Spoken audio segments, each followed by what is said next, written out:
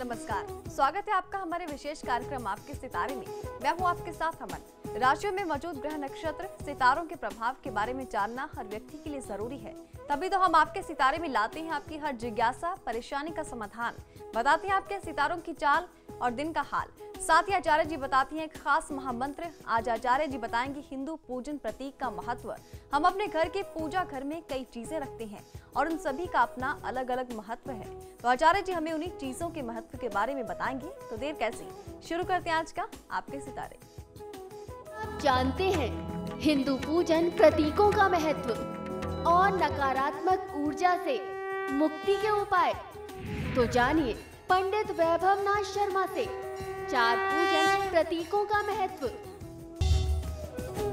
जी, आज का महा उपाय ये है। आज मैं आपको बताने वाला हूँ कि हमारे हिंदू सनातन परंपरा में जो भी चीज़ें हम लोग पूजा में प्रयोग करते हैं, आपके मंदिरों में जो चीज़ें प्रयोग होती हैं, उनका क्या धार्मिक महत्व है, वो क्या प्रतीक है या क्या संकेत होती हैं हमारे जीवन में।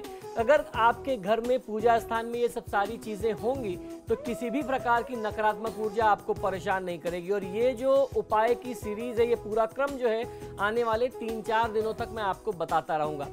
पूजा का अर्थ आराधना होता है। ये वैदिक काल के यज्ञ से निकली हुई एक ऐसी चीज़ है, एक ऐसी परंपरा है जिसको हम सूक्ष्म रूप में दैनिक दिनचर्या में निभाते हैं। आप बहुत बड़े यज्ञ रोज ना कर पाएं तो छोटी सी पूजा कर लीजिए। यज्ञ को छोड़ करके लोग जब मूर्ति बनाने लगे तो पूजा पाठ भी आरंभ हो गया। पूजा करने वाले व्यक्ति को ईश्वर का पुजारी कहा जाता है। जहाँ पूजा की जाती है उसे पूजा स्थल कहते हैं।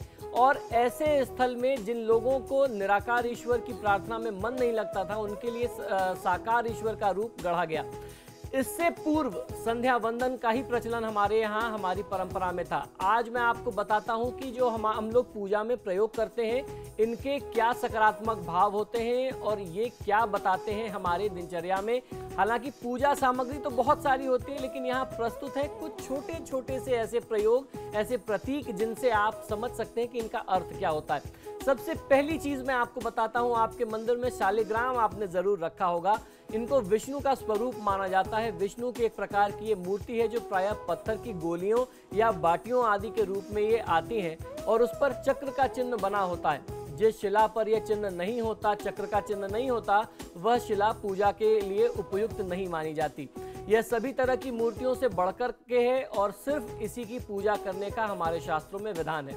आइए अब जानते हैं शिवलिंग का क्या स्वरूप है, क्या तात्पर्य है इनके घर में रखने से, इनका महत्व क्या है। शिवलिंग एक प्रकार की मूर्ति है जो गोलाकार में जनेऊ धारण किए होती है, जिनको आप जनेऊ धारण कराते हैं अपनी नियमित पूजा में।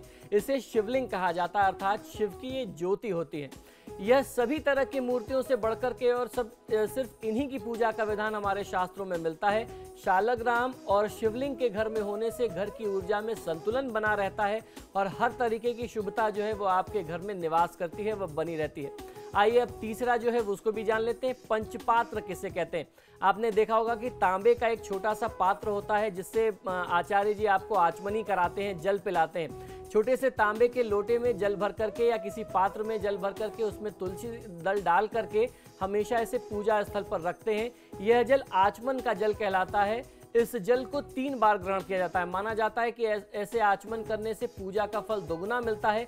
और जब पूजा स्थान में यह पात्र रखा होता है, इसका जो स्वरूप होता है, यह पूजा के स्थान की ऊर्जा है, ये जल जो है उस ऊर्जा से चार्ज हो जाता है।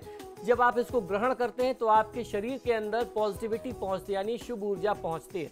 अब बात करते हैं, आप जो पूजा में भोग लगाते हैं पंचामृत, उसका क्या अर्थ होता है उसको भी जान लीजिए। पंचामृत का अर्थ है 5 प्रकार के अमृत, जिनमें दूध, दही, शहद, घी और शुद्ध जल का मिश्रण जो है वह पंचामृत कहलाता है।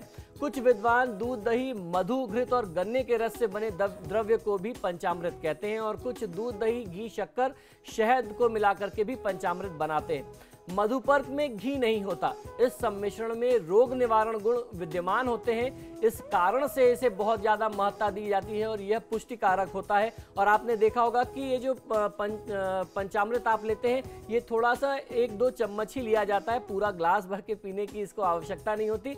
ये 1-2 चम्मच ही ग्रहण करना ये आपके लिए पुष्टिकारक होता है। ज़्यादा मात्रा में इसे लेना वो हानिकारक भी हो सकता है। तो ये बहुत छोटी छोटी सी चीज़ें हैं जिनको आपको समझना समझना चाहिए कि आप पूजा में प्रयोग तो करते हैं, लेकिन उनके अर्थ को, उनके भाव को आप समझ नहीं पाते। आने वाले दिनों में भी हम आपको कुछ ऐसी ही सामान्य सी जानकारी उपलब्ध कराएंगे। आज का महा उपाय बहुत ही खास है। कल हमने आपको बताया था कि हिंदू पूजा पद्धति में या हमारी अपनी दिनचर्या में आपने देखा होगा कि आपके अपने घरों में जो भी चीजें प्रयोग में आती हैं, जो भी प्रतीकात्मक चीजें प्रयोग में आती हैं, उनका महत्व क्या होता है। आज फिर हम उसी चर्चा को आगे बढ़ा रहे हैं और आगे आने वाले 1-2 दिनों तक हम आपको ये जानकारी, आवश्यक जानकारी देते रहेंगे कि आपके घर में जो हिंदू पूजा की पद्धति है, जो प्रतीक, जो चीजें उसमें इस्तेमाल होती हैं, उनका अर्थ क्या है, उनके इस्तेमाल होने का तात्पर्य क्या है। घर में यदि आपके घर में ये सारी चीजें होंगी, इन सारी चीजों का प्रयोग पूजा पाठ में आप करते रहेंगे, तो नकारात्मक ऊर्जा जो है वह कोसों दूर रहती है आपके घर से, आपके परिवार से, आपके परिजनों से। तो आज हम फिर इस चर्चा को आगे बढ़ा रहे हैं। सबसे पहले बात करेंगे चंदन की, अर्थात चंदन जो हम तिलक धारण के लिए प्रयोग करते हैं। चंदन जो है वह शांति और शीतलता का प्रतीक होता है। चंदन की एक बट्टी और सिल्ली की पूजा स्थान में होना बहुत ही महती भूमिका होती है। चंदन सबसे पहले भगवान श्री विष्णु अर्थात भगवान श्री कृष्ण को धारण कराते हैं। चंदन की सुगंध से मन में जो भी नकारात्मक विचार होते हैं वह समाप्त हो जाते हैं। चंदन को, जैसे मैंने बताया, भगवान श्री विष्णु, शालिग्राम और भगवान शिव जी की पूजा में शिवलिंग पर लगाया जाता है। मस्तक पर चंदन लगाने से, जैसे कहते हैं कि यहाँ तीसरा नेत्र होता है व्यक्ति का, तो वह जो मस्तिष्क की ऊर्जा है, नकारात्मक ऊर्जा है या दिमाग की गर्मी, जिसे आप आम भाषा में समझ सकते हैं, यह उसको शांत करता है, शीतल करता है। दिमाग जो है आपका वह शांत होता है। अब बात कर लेते हैं अक्षत। अक्षत अर्थात चावल। अत्यंत श्रम से प्राप्त होने वाला ये जो चावल है, ये संपन्नता का प्रतीक माना जाता है। इसे ही अक्षत कहते हैं। इसे हम अक्षत यानी बिना टूटा हुआ जो समूचा चावल होता है उसे प्रयोग में लेते हैं पूजा में। अक्षत अर्पित करने का अर्थ ये है कि सब कुछ अपना जो है, अपने वैभव का उपयोग अपने लिए नहीं बल्कि मानव सेवा के लिए, आप उनके कल्याण के लिए करते रहेंगे और ये संपन्नता का प्रतीक माना जाता है। इसलिए हमारे धर्मशास्त्रों में या हमारी सनातन परंपरा पद्धति में पूजा पाठ में इसका प्रयोग किया जाता है। अब बात कर लेते हैं पुष्प की यानी फूल की।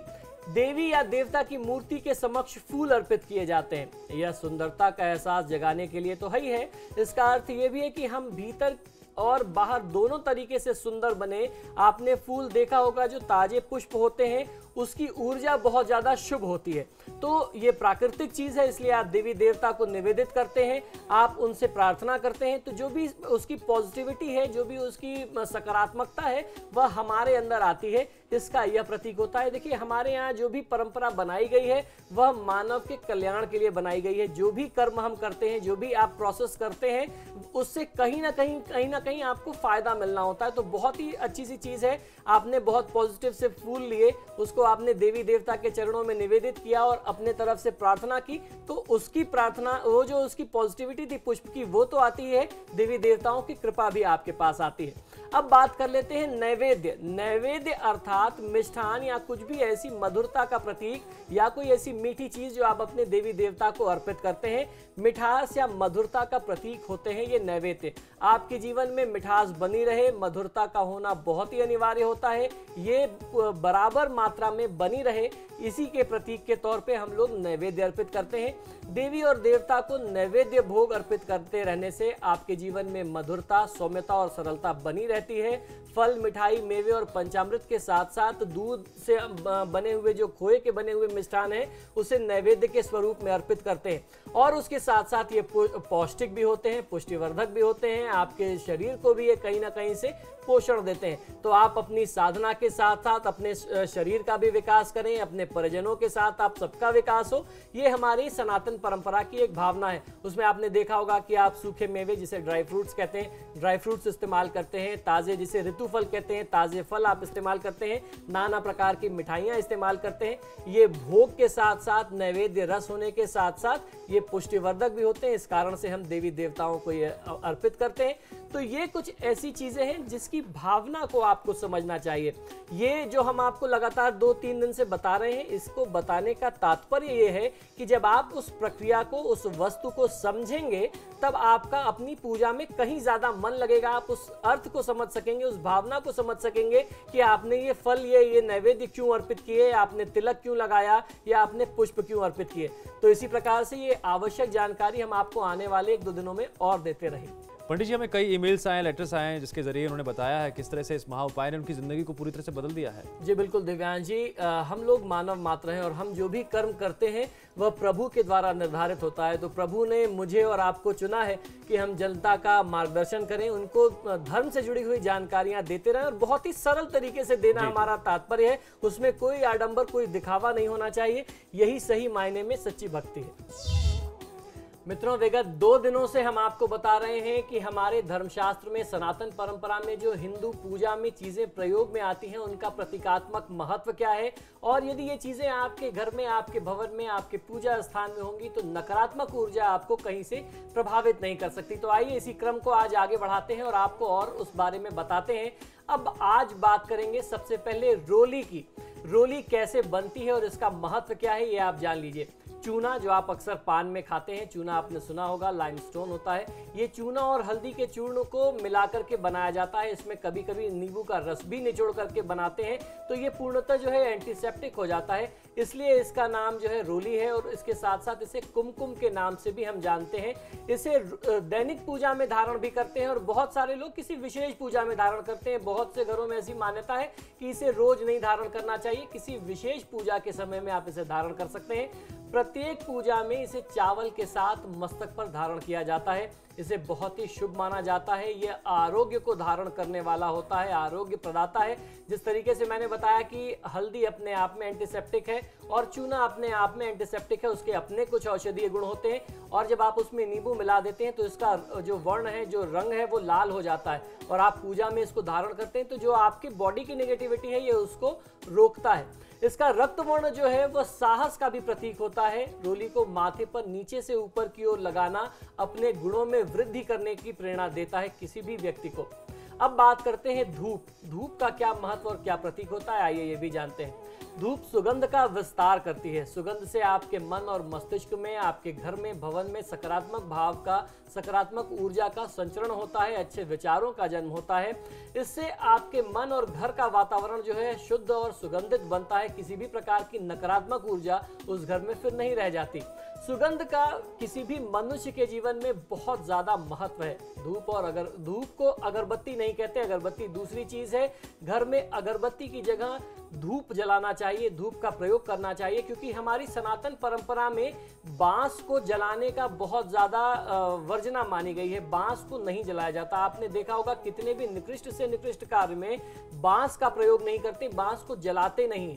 और ये जो धूप बत्तियां होती हैं उसमें जो स्टिक लगती है, जो डंडियां प्रयोग में आती हैं, जो लकड़ियां उसमें लगी होती हैं, वो बांस का प्रयोग करके बनाई जाती हैं। इस वजह से जब आप धूप बत्ती जलाते हैं तो बांस जलता है, जो किसी भी प्रकार से हमारी सनातन परंपरा के अनुसार शुभ नहीं माना जाता। बांस को जलाना वंशनाश का प्रतीक मानते हैं। तो इसलिए आप अगर अगरबत्ती जलाते थे अभी तक, तो आप धूप बत्ती जलाना शुरू करें, धूप लगाएंगे तो आपको लाभ मिलेगा। आइए अब बात कर लेते हैं दीपक। जानते हैं जो दीपक हम लगाते हैं पूजा में उसका प्रतीक क्या होता है, उसका महत्व क्या है। पारंपरिक दीपक मिट्टी का ही होता है। इसमें 5 तत्व यानी मिट्टी, जल, आकाश, अग्नि और वायु, ये 5 तत्व मिल करके बनते हैं। कहते हैं कि इन 5 तत्वों से ही सृष्टि का निर्माण हुआ है। अतः प्रत्येक हिंदू अनुष्ठान में 5 तत्वों की उपस्थिति अनिवार्य होती है। और दीपक को ऐसा मानते हैं कि आपकी जो भी पूजा है उसके ये प्रत्यक्ष देवता हैं, ये उसके गवाह होते हैं। इसलिए हम सबसे पहले उनकी पूजा करते हैं और उनसे आग्रह करते हैं कि हमारे इस अनुष्ठान के पूर्ण होने तक आप इसके गवाह के स्वरूप में यहाँ पे बने रहें। किसी भी प्रकार की नकारात्मकता को आप यहाँ पर आने से रोकें।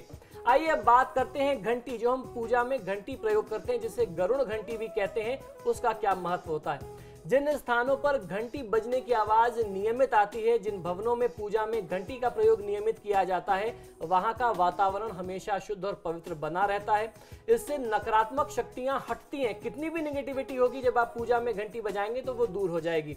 नकारात्मकता हटने से समृद्धि के द्वार खुलते हैं। घर के पूजा स्थान में गरुड़ घंटी अवश्य रखी जाती है। तो अगर आपके पूजा स्थान में घंटी का प्रयोग नहीं किया जाता था, या घंटी थी और आप प्रयोग नहीं करते थे, या किन्हीं भी कारण से आपके घर में पूजा के मंदिर में घंटी नहीं है, तो एक छोटी सी ही सही घंटी ले आइए और अपनी आरती में हमेशा उसे आप बजाएंगे तो बहुत अच्छा लाभ मिलेगा। घंटी की ध्वनि करने से नकारात्मकता दूर होती है। ठीक इसी प्रकार शंख के आदि के बारे में भी प्रयोग है, वो भी मैं आपको बताऊंगा। तो ये कुछ ऐसी जानकारी थी जिसको आपको जानना चाहिए कि आप इन चीजों का प्रयोग करते तो हैं, लेकिन शायद आपको मालूम नहीं है कि आप किस कारण से इन चीजों का प्रयोग कर रहे थे। तो इन चीजों को अपनी नियमित दिनचर्या में शामिल करिए, आपको लाभ अवश्य मिलेगा। पिछले कुछ दिनों से हम आपको लगातार बताते आ रहे हैं कि आपके पूजा घर में जो चीजें प्रयोग में आती हैं उनका धार्मिक महत्व क्या है, उनका सांस्कृतिक महत्व क्या है और उसके साथ साथ उनका वैज्ञानिक महत्व क्या है। यदि आप इन चीजों को अपने घर में रखते हैं, पूजा स्थान में जगह देते हैं और उनका प्रयोग अपनी नियमित पूजा में करते हैं, तो यकीन मानिए कि किसी भी प्रकार की नकारात्मक ऊर्जा आपके घर में, आपके परिवार के आसपास नहीं आ सकती। उसी क्रम में आज हम आगे बढ़ते हैं, बात करते हैं शंख की। आपने देखा होगा कि हम लोग पूजा स्थान में शंख रखते हैं और शंखनाद करते हैं। जिस भी घर में शंख रखा होता है वहां मां लक्ष्मी का वास होता है। हमारे धर्मशास्त्रों के अनुसार शंख को मां लक्ष्मी का भाई माना गया है, भगवान विष्णु का साला होता है और कोई भी व्यक्ति अपने साले का ध्यान जरूर रखता है। अगर उसकी सेवा होती है तो वह व्यक्ति भी प्रसन्न होता है और उसके साथ साथ बहन की कृपा तो मिलती है। तो जब आप शंख को रख करके अपने घर में पूजा करेंगे तो बहन और उसके साथ साथ बहनोई यानी मां लक्ष्मी और भगवान विष्णु की कृपा आपके घर में बहुत अच्छे से बनेगी। शंख सूर्य व चंद्रमा के समान देव स्वरूप माने जाते हैं, जिसके मध्य स्थान में वरुण देवता का स्थान होता है। पृष्ठ में ब्रह्मा यानी पीछे की तरफ जो है, पीठ की तरफ वो ब्रह्मदेव का स्थान होता है और अग्रभाग में यानी आगे के स्थान में जहां वो एक गड्ढा नुमा होता है वहां मां सरस्वती और उसके साथ साथ गंगा आदि तीर्थ नदियों का वास माना गया है। तीर्थाटन से जो भी लाभ मिलता है वही लाभ शंख के दर्शन और पूजन से मिलता है। शंख के माध्यम से सिंचित जल से अगर आप सिंचन करते हैं, जल का छिड़काव करते हैं, तो आप उसी लाभ को, उसी पुण्य को प्राप्त कर सकते हैं जो आप गंगा या किसी भी तीर्थ में स्नान का प्राप्त करते हैं। अब मैं आपको बताता हूं कि जल कलश, जो भी जल कलश आप अपने पूजा स्थान में रखते हैं उसकी क्या मान्यता है। जल से भरा हुआ कलश देवताओं का आसन माना जाता है। दरअसल हम जल को शुद्ध तत्व मानते हैं जिसमें आप देवी देवता का आवाहन करते हैं। आपने देखा होगा अभी गुप्त नवरात्र चल रहे हैं और नवरात्रि के दिनों में भी आपने देखा होगा कि एक मिट्टी के पात्र में कलश भर के ही उसमें आप देवी का आवाहन करते हैं। इसी जल कलश की बात हम कर रहे हैं। इसमें देवी देवता आकृष्ट होते हैं, इसी में उनका आवाहन करके उनको स्थापित करते हैं। इसे मंगल कलश भी कहते हैं। एक कांस का या तांबे का जल कलश में जल भर करके उसमें आप उनको आवाहित करते हैं। अगर किसी धातु का नहीं मिलता तो सबसे शुद्ध जो हमारे यहाँ माना जाता है वह मिट्टी का कलश माना जाता है। उसमें जल भर के उसमें कुछ आम के पल्लव डाल करके, आम्रपत्र डाल करके उसके मुख पर नारियल रखा जाता है। कलश पर रोली से स्वास्तिक का चिन्ह बनाते हैं, ओम का चिन्ह बनाते हैं। उसके गले में मौली यानी ये जो नारा हम लोग बांधते हैं हाथों में, इसको गंडे को बांधते हैं। ये बांध करके जल कलश में पान और सुपारी भी डालते हैं और उसके बाद आवाहन की प्रक्रिया शुरू करते हैं, वो कर्मकांड की प्रक्रिया है। तो ये जो चीज़ें हैं ये बहुत ही महत्वपूर्ण भूमिका निभाती हैं हमारे आपके किसी भी यज्ञ अनुष्ठान में। उसी क्रम में कौड़ी की क्या भूमिका है, आइए ये भी मैं आपको बताता हूँ। पुराने समय से कुछ ऐसी परंपराएं या उपाय प्रचलित हैं जिन्हें अपनाने पर देवी लक्ष्मी की कृपा प्राप्त होती है। पीली कौड़ी को मां लक्ष्मी का प्रतीक माना जाता है। एक एक पीली कौड़ी को अलग अलग लाल कपड़े में बांध करके घर में स्थित तिजोरी में या अपने जेब में रखने में धन में वृद्धि होती है, ऐसा हमारे शास्त्रों का मत है। और इसे अगर आप अपने पूजा स्थान में रख करके आप इनकी पूजा करते हैं तो ये मान लें कि आप साक्षात मां लक्ष्मी के स्वरूप की आराधना कर रहे हैं। इसी क्रम में तांबे के सिक्के का भी बहुत ज्यादा महत्व हमारे शास्त्रों में बताया गया है। तांबे में सात्विक लहरें उत्पन्न करने की क्षमता होती है जो अन्य धातुओं की अपेक्षा तांबे में कहीं ज्यादा। इसीलिए आपने ये अनुभव किया होगा कि पूजा पाठ की जो चीजें हैं अधिक से अधिक तांबे की ही प्रयोग की जाती हैं। कलश में उड़ती हुई लहरें वातावरण में प्रवेश कर जाती हैं। यदि कलश में तांबे के पैसे डाले जाते हैं तो इससे घर में शांति और समृद्धि के द्वार खुलते हैं।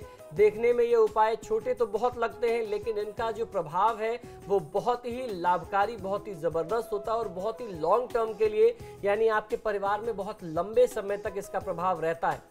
तांबे के सिक्के का प्रयोग जो है ग्रहों के दोष निवारण के लिए, खासतौर पर मंगल और सूर्य के दोष निवारण के लिए भी करते हैं। आप जल में प्रवाहित करते हैं या अगर कोई तांबे का सिक्का आपको मिल जाए जिसमें बीच में छेद हो तो आप उसको लाल धागे में गले में भी धारण करते हैं, इससे भी शुभत्व की प्राप्ति होती है।